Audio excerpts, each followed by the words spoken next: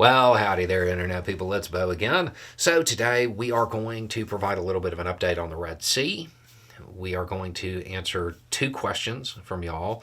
One is humorous in my way of thinking, the other is something that people may genuinely be misreading, and we want to clear that up. And you're going to learn a little bit of trivia and see a link to the past. Okay, so if you have no idea what's going on, very, very quick recap. There is a situation developing in the Red Sea. A group that is in the country Yemen called the Houthis, they have been hitting shipping in the Red Sea in an attempt to put pressure on Israel to stop what's going on in Gaza. A week ago, the U.S. and a pretty large group of other countries were like, hey, you've got to stop interfering with international shipping. You're messing with the money. You're going to do that or else. The or else started airstrikes. Okay. I said during the most recent video that the strikes were probably not going to work and that it was going to turn into a back and forth. It has turned into a back and forth. Okay, that's where all of this is at now. Okay, moving on to the questions. We'll start with the genuine one first. Why do you always tie every development to Iran? Everything is based on Iran's perception. Really want to make them the bad guy, huh? No, that's not it at all. There are three regional powers: Israel, Saudi Arabia, and Iran. Israel and Iran, they are oppositional. They're adversarial. So, non-state actors that are opposed to Israel or allied to those who are opposed to Israel will be allied with Iran. In other words, it's normal geopolitics. If a group is opposed to a regional power, and there's another regional power that is opposed to that same country, they'll get support from them. So all of the countries that are, or all of the non-state actors that are working together against Israel get support from Iran. That's why their perception of it is important. So yes, most developments, whether or not it spirals, depends on Iran's perception. That's not trying to make them out to be the bad guy. It's a statement of fact. And just as a point of clarity, I'd like to point out that Iran has kind of been the adult in the room.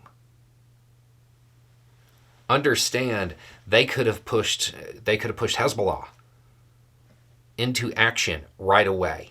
And they didn't. They're not happy, but they're not going off the deep end. They aren't actually... you need to remember that Iran is oppositional to the United States as well. So there's a lot of propaganda about Iran. They're actually not insane.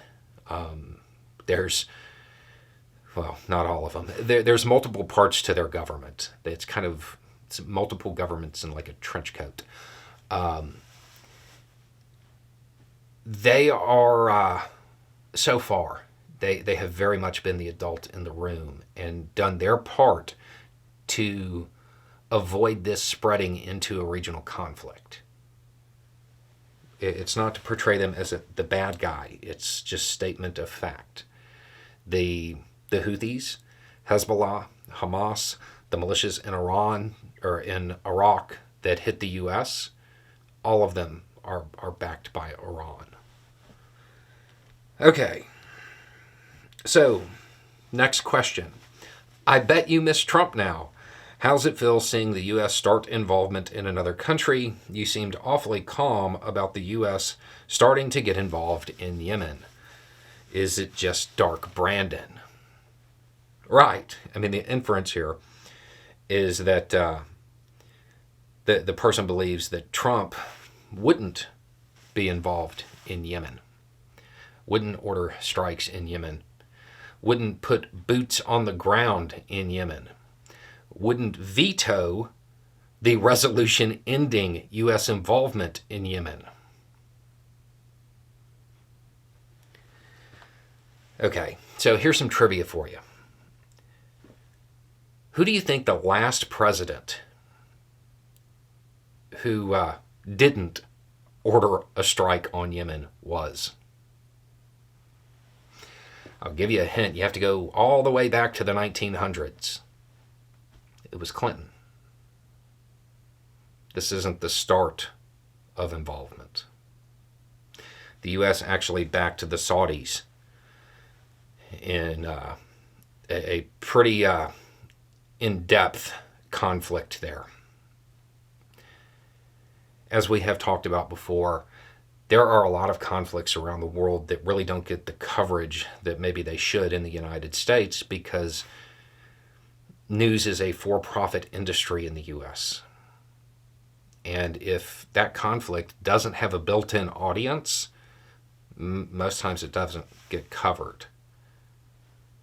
Every president since George W. has ordered strikes on Yemen. It's not the start of involvement. It's not really new. This is a new phase, and it is for a different reason because they're going after the shipping. But this isn't a massive departure from what has been occurring for almost a quarter of a century.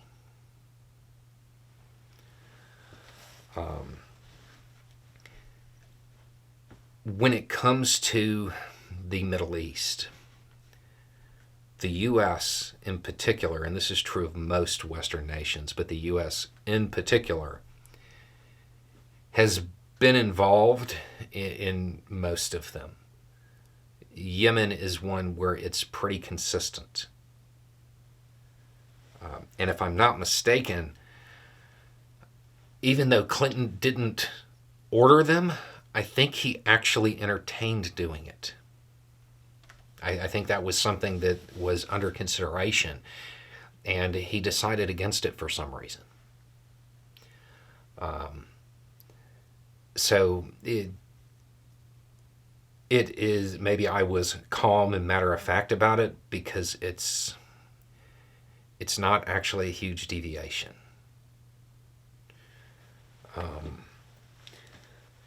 As far as how this plays out, there's probably going to be a back and forth for a while. Eventually, there will need to be some kind of resupply. That resupply will probably come from Iran. At that point, there might be a lull. And my guess is the U.S. and the group of countries that are helping with this, at that point, they'll declare victory and kind of scale back. I do not anticipate any of this truly disrupting the Houthi faction. They've been around a while. They are a resilient, decentralized organization.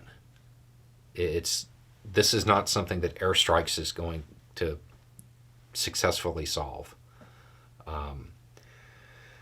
And I would also imagine, because of their sense of humor, my guess is that once the U.S., the West, declares victory, they'll probably do it again. Like, even if the reason for them doing it now is over, they would probably do it again just for the laughs, for lack of a better word, just to show you didn't beat us. It's more, from the U.S. standpoint, this is probably more about making it costly to engage in attacks on international shipping, rather than a belief that they're actually going to be able to stop them or disrupt the Houthi faction. It's just adding onto the bill, so to speak.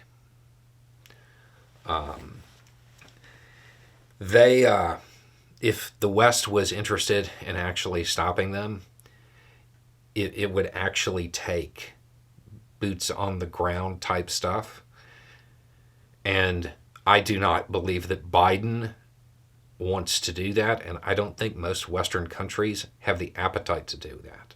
Not against an organization that would easily, it would take 10 years. If the U.S. goes in on the ground, it's going to be a decade. I don't see that as likely. So I don't really believe that they think they're going to win and like end the Houthi faction or anything like that. It's more of a deterrent, make it too costly to do it. And so far, from what we have seen, the perception in Iran, yeah, they're still being the adult in the room. Anyway, it's just a thought. Y'all have a good day.